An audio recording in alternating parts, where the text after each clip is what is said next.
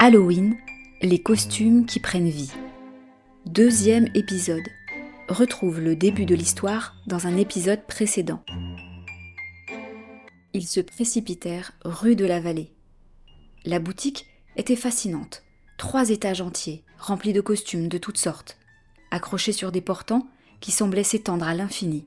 Il y avait des costumes historiques, des costumes de créatures mythologiques, des costumes de profession, de films et autres super-héros. Et derrière le comptoir se tenait un homme d'environ 60 ans, avec des cheveux gris et un look excentrique. Il portait lui-même un costume, celui d'un magicien avec un haut de forme étoilé et une cape violette. Son nom, selon la plaque sur le comptoir, était Édouard Lumière. « Bonsoir, jeunes enfants », dit Édouard avec un sourire bienveillant. « Bienvenue à la boutique des 1000 costumes. Puis-je vous aider ?» « Monsieur Lumière », commença Noé prudemment. « Nous sommes venus vous parler de quelque chose d'étrange qui se passe ce soir. » Édouard s'arrêta. Son sourire disparut. Il devint pâle. « C'est-à-dire » murmura-t-il. « Les costumes que vous louez, dit Agnès. Ils ont transformé les enfants en ce qu'ils représentaient. Un enfant en pirate est devenu un vrai pirate. Un enfant en dinosaure, eh bien, il est devenu un vrai dinosaure. Vous imaginez le problème ?» Édouard s'effondra dans la chaise derrière le comptoir. « Non, non, non, non, répéta-t-il. Ce n'était pas censé se passer comme ça. Ce n'était pas censé être réel. »« Vous saviez ?» demanda Zora, ses yeux se rétrécissant derrière ses lunettes. « Pas exactement, avoua Édouard. Asseyez-vous, je vais vous expliquer. » Les 4 enfants s'assirent autour du comptoir, et Édouard commença son histoire. « Il y a longtemps, commença-t-il, j'étais un magicien. Un vrai magicien, pas un illusionniste, un vrai magicien avec de vrais pouvoirs. J'ai eu une vie extraordinaire, j'ai voyagé à travers le monde, fait de la magie avec les rois et les reines, créé des choses impossibles. » Il regarda sa cape violette d'un air nostalgique. « Mais, en vieillissant, j'ai perdu mes pouvoirs. C'est ce qui arrive aux magiciens qui ne pratiquent plus. Les pouvoirs s'effacent graduellement. Et, il y a environ 10 ans, j'ai ouvert cette boutique de costumes parce que je voulais rester connecté à la magie, même si je ne la possédais plus vraiment. »« Mais vous aviez des pouvoirs, dit Axel. Vous en aviez assez pour enchanter les costumes. »« À peine, corrigea Édouard. Juste de quoi enchanter quelques objets. Et ce soir, c'est Halloween. Halloween est la nuit la plus magique de l'année. Et j'ai pensé que je pourrais utiliser cette dernière goutte de magie pour faire quelque chose de beau. J'ai regardé tous les enfants qui louaient des costumes, tous ces enfants qui rêvaient d'être quelque chose de spécial juste pour une nuit. Et j'ai dit un sort simple, vraiment, que tout costume emprunté ce soir offre à celui qui le porte son pouvoir. »« Vous aviez oublié une chose, dit Noé calmement. Le pouvoir qu'il porte, c'est réel, complètement réel. »« Je le sais maintenant, dit Édouard, avec des regrets dans la voix. Je pensais que ce serait comme un jeu de rôle amélioré. Je pensais que l'enfant qui se déguisait en pirate sentirait juste qu'il était pirate, qu'il aurait sa force et son courage, mais qu'il resterait un enfant. Je pensais que ce serait magique et merveilleux. Je ne pensais pas que ça les transformerait vraiment. »« Combien de temps ça va durer ?» demanda Agnès. Édouard baissa la tête. « Ça devrait s'arrêter au matin. »« Mais on ne peut pas attendre autant. Les dégâts seront gigantesques, » termina Zora. « Il doit y avoir un moyen d'inverser le sort, » dit Axel, fermement. « Vous êtes un magicien, vous devez connaître quelque chose. » Édouard secoua la tête. « Je n'ai plus assez de magie.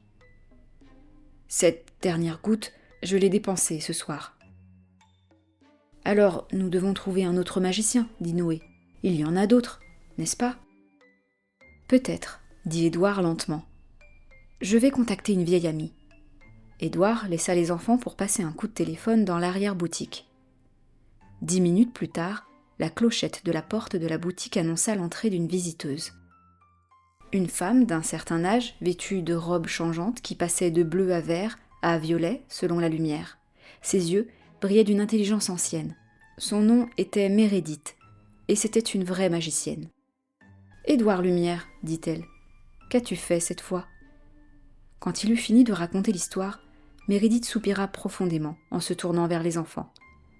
C'est Édouard tout craché. Il a le cœur pur, mais il n'a jamais pensé aux conséquences. « Vous pouvez l'inverser » demanda Axel. « Le sort. »« Oui, » dit Meredith. « Je peux lancer un contresort qui inversera les transformations. Mais cela doit être fait rapidement. » Meredith regarda autour d'elle, puis ferma les yeux. « Édouard, dit-elle, tu dois me donner ce qu'il te reste de magie, tout ce qu'il te reste. » Édouard hocha la tête. Il s'approcha de Meredith et posa sa main sur son épaule. Une lumière blanche très faible s'écoula de son corps dans celui de Meredith. C'était comme si une dernière étincelle de vie magique le quittait. Et puis, Meredith commença à parler en une langue ancienne, une langue qui semblait bouger et onduler dans l'air. Elle levait les mains, créant des motifs de lumière, tissant une magie visible. Une vague de lumière dorée traversa la boutique. Dans les rues, chaque enfant transformé sentit une chaleur envelopper son corps. Et puis, ils changèrent. Graduellement, doucement, les enfants revinrent à la normale. Le pirate redevint un enfant, le dinosaure se réduisit à la taille d'un enfant normal, la fée perdit ses ailes et redescendit lentement au sol. Les super-héros perdirent leur force surhumaine. Et tous les autres retournèrent à leur état normal, leurs costumes redevenant simplement des costumes. Les enfants se regardèrent, confus mais en sécurité. Édouard, soulagé, souriait. « Merci, dit-il à Meredith. Merci d'avoir sauvé ces enfants. »« Tu dois apprendre à penser aux conséquences de tes actes, » dit Meredith fermement.